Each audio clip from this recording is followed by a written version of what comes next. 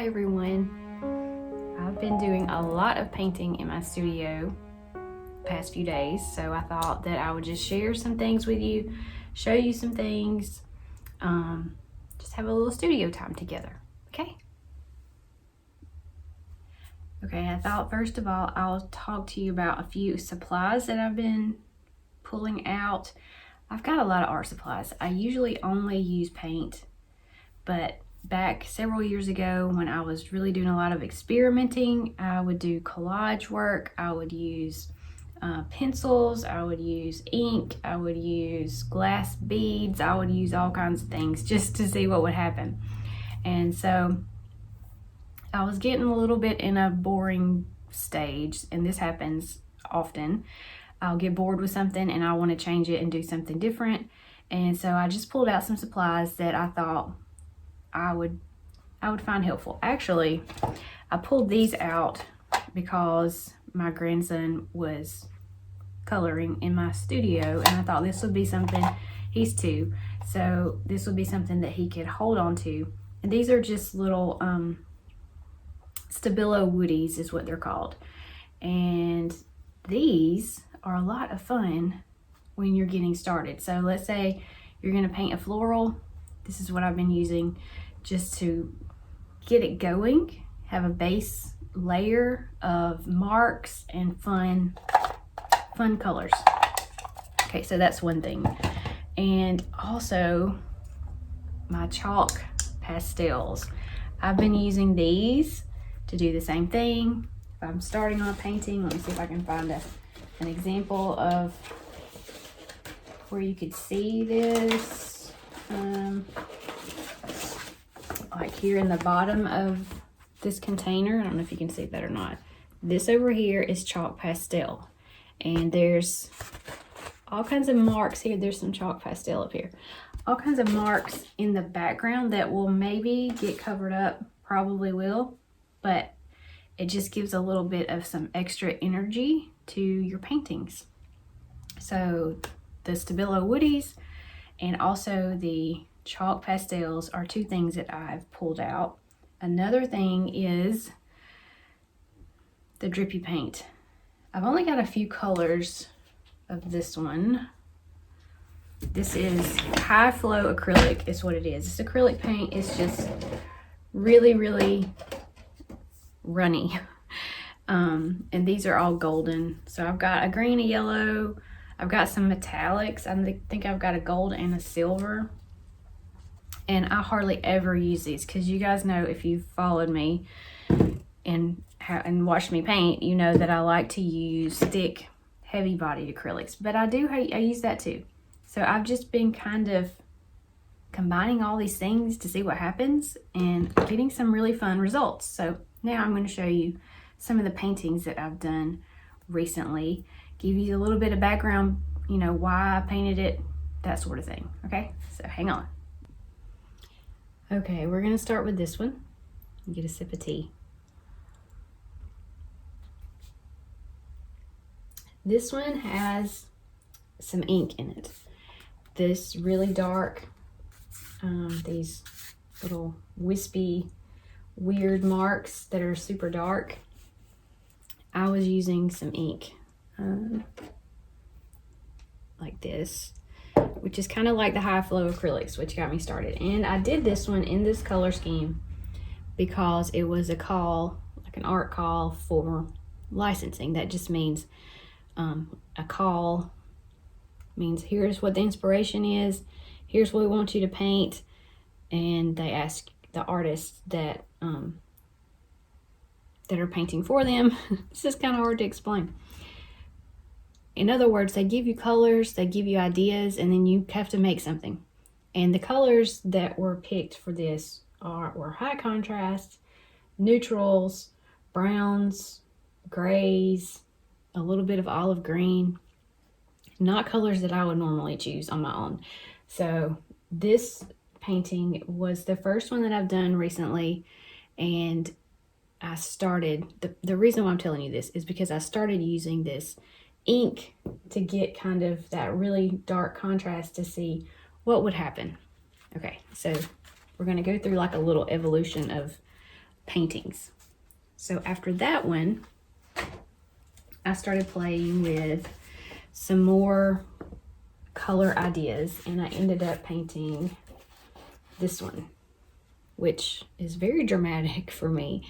It's got a lot of darks and a lot of a purpley tint to it, which I don't usually paint either. This is one reason why I really like doing some licensing work, because I'm challenged. They give me an idea and I have to kind of run with it and see what I can come up with. And so this one was what happened when I tried doing something in a mulberry, cranberry color scheme, is what they were asking for. Okay, and if you're wondering what this is just a, I needed something to stick my paper up on my easel. So this is actually a canvas pad that I just stuck up here. And then I'm using masking tape to hold my paper so that I can paint on it. I know that's kind of a weird setup, but it just worked. So that's what I did. Okay, then we've got a loser. Big fat loser. This one I tried to use colors that I would normally kind of go to. I don't like this at all. And it had a lot of flowers, then I took some away and then I put them back, and I just went back and forth with it, and I'm not sure if I'm going to continue to try to do anything with this, but yeah, I don't like it. So, but I thought it was important to show you that, because not everything that I do turns out the way that I want it to. Okay, then a few days later, I painted this one. Same supplies, different colors, but a lot more play in this one. So I've got a lot of drips, I started out with paint, but then I used those Stabilos. I used some chalk pastels. I got my background really kind of wild and crazy. And then I went in and added these really loose flowers, and I'm happy with this one. I really like this one. Even though it is a lot brighter in color than what I normally do. I do a lot of muted color schemes, but this one, that one makes me happy. Okay, and then this one I just did today. I'm gonna show you something else in just a minute that has to do with this rip right here. One of my students or members of my creative community asked me about whether or not I had ever done like a monochromatic painting. So like one color, but different values, because she wanted to do that for a lesson. And I had not tried that before, so I thought I would try it. And I did this today, which, let me move this down, I really like. And I'm so glad that she asked me about that, because I wouldn't have tried this otherwise. So this one is another new painting. But if you notice, there is this big flower here. It's also here. I probably should add one of those here to fix that. But the same type of flower is here, just in a different color. So there is kind of a theme going here with these big flowers, as well as the drips, the scribbles, the energy. I really like this one. I really like this one out of all the ones that I've done lately. And I think what's happening is I'm getting more comfortable with this looseness and play. So I wanted to share that with you to show you sort of how one thing leads to another when I'm painting. And most of the time, the first things that we play with or try are not going to be the greatest. They may not be what the end result is in your head. So that's what I kind of told myself was, I'm going to do this and see what happens. And then I do it again and see what happens. And then I do it again. And all these didn't happen in one day. It was, let's see, I've been working on these for over a week. So over the course of a week, I've painted. I do paint fast, but I kind of sit with things in between painting time. So I may work on this for a few hours and leave it. I may pause a lot while I'm painting. I may come back to it the next day, but one painting kind of informs the next one, if you want to put it that way. And that's why practice is so important. Because if I had just stopped, if I'd gotten to this and got frustrated and just stopped and decided I don't want to paint anymore, then I would not have made this one or this one. So just thought that would be something that might be encouraging to you.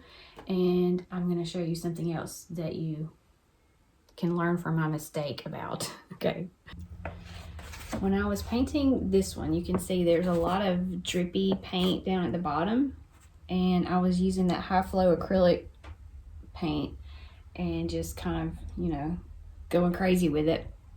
But I had my paper in my paper pad. I didn't tear the page out and tape it up. That's kind of how this came into practice.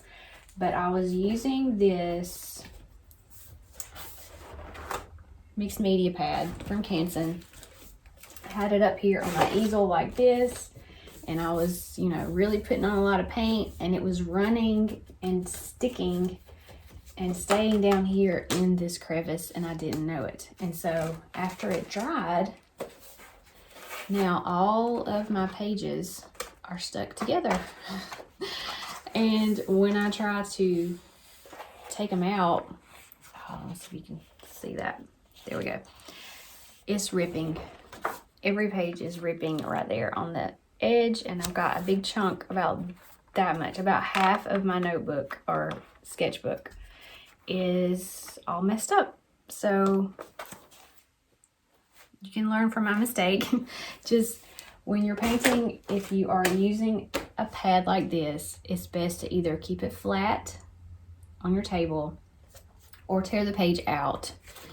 Tearing it out and taping it up, or mounting it on something with a little clip. Where's my clip stuff? Hang on. These little office clips, they work really well. You can clip your paper onto something like a board. I usually use little pieces of tape and then I reuse them. I've used these a bunch of times and it's just masking tape, but that will save you from having to go and buy another book of paper because you have ruined one. So, lesson learned. And I'll do my best to put some links down below to some of the supplies that I showed you today. But one last thing I wanted to tell you is that this tutorial, this painting, I didn't record it as I was painting it because I was kind of in the flow.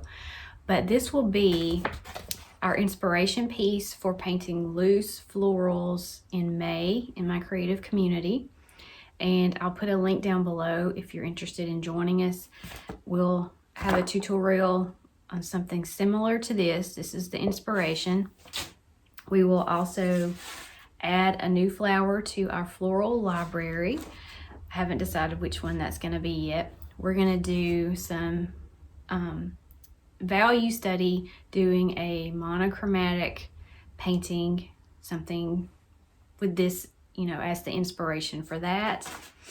We'll also have a Q&A time, and I've started doing something called Studio Notes, which is a printable. It's pretty, it's full of tips. It's sort of like a summary of the most important lessons that we have learned over the month, and that is included in the last week of the month also. So if you're interested in my creative community, that's my painting membership, that link will be down below too. And I will see you guys next time.